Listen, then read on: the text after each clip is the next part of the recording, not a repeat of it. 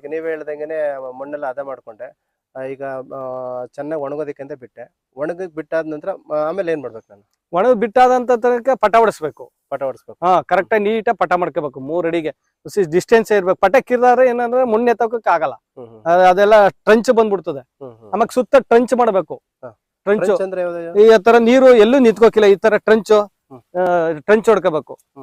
Centre trench ತೆವರಿಂಚಲ್ಲಿ ಇದೆ trench. ಈ trench ನೀರೆಲ್ಲ ಹೊರಗಡೆ ಹೊಂಟಬೇಕು. ಅದಾದ್ಮೇಲೆ ಈ ಪಟ ಮಾಡ್ತೀವಲ್ಲ, ಪಟ ಮಾಡಿದಾಗ್ಲೂ ಇಲ್ಲೂ ಟ್ರಂಚ್ ನೀಟಾಗಿರ್ಬೇಕು. ಈಗ ಹಿಂಗ್ ಪಟ ಮಾಡ್ಕೊಂಡ್ ನೀವು ಈ ತರ ಪಟ 3 ಅಡಿ ಪಟ ಮಾಡಾದ್ಮೇಲೆ ನೆಡ್ಬೇಕು. ಸುತ್ತ ಟ್ರಂಚ್ ಅಂತೂ ಮಾಡ್ಲೇಬೇಕು. ನೀರು ಎಷ್ಟೇ ಮಳೆ ಹೋದ್ರು ನಿಂತ್ಕೋಕಿಲ್ಲ ನೀರು.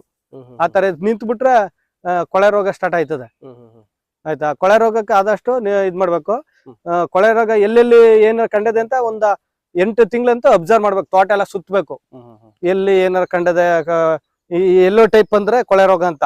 ಆಮೇಲೆ ಈಗ ಹೊಸ ರೋಗ ಸ್ಟಾರ್ಟ್ ಆಗಿದೆ, ಪಿರೇಕಿಲಿ ಅಂತ. ಈ ತರ ಈ ಎಲೆ ಈ ತರ ಇದೈತೆ, ಪಿರೇಕಿಲಿ ಅಂತ. ಇದು ಬಂದ್ರೆ ಇದೇನಿಲ್ಲ, ಇಮಿಡಿಯೇಟ್ಲಿ ಮೆಡಿಸಿನ್ ಮಾಡ್ಬೇಕು.